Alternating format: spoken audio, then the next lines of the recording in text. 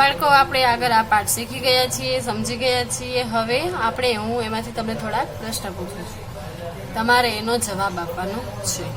તમારો પહેલો પ્રશ્ન છે, डॉक्टर कलाम किस भाषा को पढ़ाई का उत्तम माध्यम मानते हैं? डॉक्टर कलाम किस भाषा को पढ़ाई का उत्तम माध्यम मानते हैं? बच्चों, ये प्रश्न आप अपने नोटबुक में भी लिख लेना और उसके उत्तर भी लिख लेना, ठीक है? चलो, इसका उत्तर है डॉक्टर कलाम मातृभाषा को पढ़ाई का उत्तम माध्यम मानते हैं. डॉक्टर कलाम मातृभाषा को पढ़ाई का उत्तम माध्यम मानते हैं. मारो बीजो प्रश्न है, डॉक्टर कलाम के अनुसार जीवन में सफल होने के लिए क्या करना चाहिए? डॉक्टर कलाम के अनुसार जीवन में सफल होने के लिए क्या करना चाहिए? एनो जवाब आवशे, डॉक्टर कलाम के अनुसार जीवन में सफल होने के लिए दृढ़ संकल्प, जी-तोड़ मेहनत और साहस के साथ निश्चित दिशा में काम आगे बढ़ना चाहिए. जवाब लखो बाळको. डॉक्टर कलाम के मत अनुसार जीवन में सफल होने के लिए दृढ़ संकल्प, जी-तोड़ मेहनत और साहस के साथ निश्चित दिशा में आगे बढ़ना चाहिए. अगला प्रश्न है, डॉक्टर कलाम की दृष्टि में साहस की परिभाषा क्या है? डॉक्टर कलाम की दृष्टि में साहस की परिभाषा क्या है? एनो जवाब आवशे, डॉक्टर कलाम की दृष्टि में अपनी जान की परवाह किए बिना दूसरों को संकट से बचाना, यही साहस है. डॉक्टर कलाम के मत अनुसार अपनी जान की परवाह किए बिना दूसरों को संकट या आपदा से बचाना ही साहस है. आ छे आ प्रश्ननो जवाब. आगे जोईए, जनसंख्या में वृद्धि को रोकने में कौन सहायक है?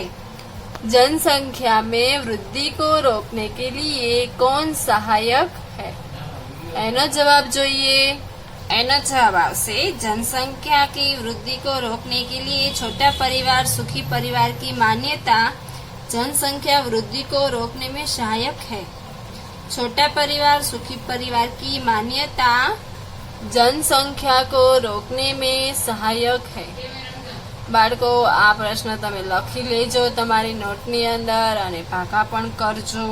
चालो आगळ जोईए. महात्मा गांधी के राजनीतिक सिद्धांत की क्या विशेषता थी? महात्मा गांधी के राजनीतिक सिद्धांत की क्या विशेषता थी? प्रश्न ध्यानथी सांभळजो अने लखजो. तो बाळको, एनो जवाब से महात्मा गांधी की उन्होंने अपने राजनीतिक सिद्धांत के में निष्ठा के साथ सत्य, अहिंसा और निस्वार्थ भावना भी शामिल थी. उनके राजनीतिक सिद्धांत में निष्ठा के साथ साथ सत्य, अहिंसा और निस्वार्थ भावना भी शामिल थी. बाळको, याद राखजो अने तमारी नोटमां लखता जजो. चलो आगे जोईए. मंच पर बड़ी कुर्सी का न होना किस बात का सूचक था? मंच पर बड़ी कुर्सी का न होना किस बात का सूचक था? तो एनो जवाब आवशे, मंच पर बड़ी कुर्सी का न होना इस बात का सूचक था कि भविष्य में अनुत्पादक वस्तु पर अनावश्यक खर्च नहीं होंगे. वस्तु पर अनुत्पादक वस्तु पर अनावश्यक खर्च नहीं होंगे. आ छे एनो जवाब. बाळको, आ प्रश्नना जवाब तमारी नोटमां लखी लेजो. तमे पाका पण करी लेजो. त्यां सुधी आवजो. महिलाओं की क्या भूमिका हो सकती है? શું કહે છે 2020ની અંદર દીર્ઘદ્રષ્ટિ રાખવા માટે મહિલાઓની ભૂમિકા શું થઈ શકે છે? એમના जवाब रूपे कहे छे विजन 2020 में रक्षा अनुप्रयोग के क्षेत्र की महत्वपूर्ण प्रौद्योगिकियों के विकास पर विचार किया गया है। राष्ट्रीय सुरक्षा की बात पर भी विजन 2020 का एक अभिन्न अंग है। सशस्त्र सेनाओं में नियुक्त के लिए पुरुष और महिला के आधार पर कोई भी भेदभाव नहीं किया जाता। तीनों सेनाओं में पर्याप्त महिला अधिकारी नियुक्त है। राष्ट्रीय रक्षा क्षमताओं में भी वृद्धि के लिए महिलाएं उच्च स्तरीय सामरिक सेना बहुगुणक उपकरणों पर कार्य करके भी अपने सहयोग दे सकती है। શું કહે છે 2020ની દ્રષ્ટિએ જોઈએ તો તેના પ્રયોગ રૂપે મહત્વપૂર્ણ જે ઉદ્યોગો હોય તેના વિકાસના અંદર વિચાર કરવામાં આવ્યો છે કે આનો વિકાસ કઈ રીતે કરીએ। રાષ્ટ્રીય સુરક્ષાની વાતની અંદર આ એક અગત્યનો અંગ છે। તેમાં સશસ્ત્ર સેનાઓની અંદર પણ મહિલા અને પુરુષોની બેની નિમણૂક છે એ કરવામાં આવે છે। કોઈ પણ સાથે ભેદભાવ રાખવામાં આવતો નથી। મહિલા પુરુષને એક સમાન ગણવામાં આવે છે। ત્રણેય સેના જે જળ સેના, વાયુસેના અને થલ સેના ત્રણેય સેના છે એની અંદર મહિલાઓને સમાન અધિકાર આપવામાં આવ્યો છે। તેમની સમાન રીતે એમાં પસંદગી કરવામાં આવે છે। રાષ્ટ્રીય કક્ષાની તેમની ક્ષમતા છે એનો વિકાસ કરવા માટે ઘણા બધા ઉપકરણો પણ વિકસાવવામાં આવ્યા છે અને તેમાં એ લોકોને ઉપકરણો પર તેઓ કાર્ય કરીને સહયોગ આપી શકે છે। प्रश्नकर्ता जोधपुर दौरे पर डॉक्टर कलाम से एक बच्चे द्वारा पूछा गया प्रश्न।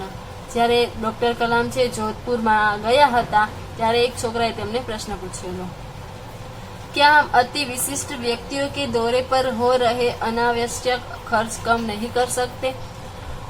એ છોકરાએ શું પ્રશ્ન પૂછ્યો તો જ્યારે આપણે અહીંયા અતિ વિશિષ્ટ વ્યક્તિ એટલે બહારના જે રાષ્ટ્રીય નેતા હોય બીજા કોઈ વિશિષ્ટ વ્યક્તિઓ હોય જે ઉચ્ચ પદ ઉપર આસીન હોય એ આપણા ભારતના દોરા ઉપર કે આપણે કોઈ બીજા દોરા ઉપર જઈએ એટલે ત્યાં મળવા જઈએ તેના માટે ઘણો બધો ખર્ચ કરવામાં આવે છે। તો શું આ ખર્ચ આપણે ઓછો કરી શકીએ?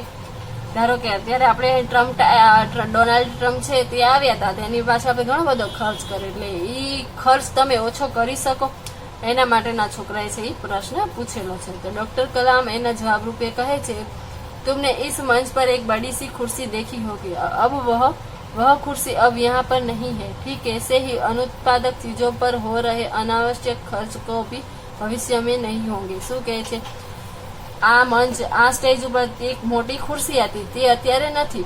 એવી જ રીતે ઘણી બધી જે કામની ચીજ વસ્તુઓ નથી એની પરનો ખર્ચ છે એ પણ ભવિષ્યમાં ઓછો થઈ જશે અથવા નહીં પણ થાય। એટલે બહારથી આવતા વ્યક્તિઓ પર સ્વાભાવિક છે ભવિષ્યમાં એની પર ખર્ચ પણ ન કરવામાં આવે।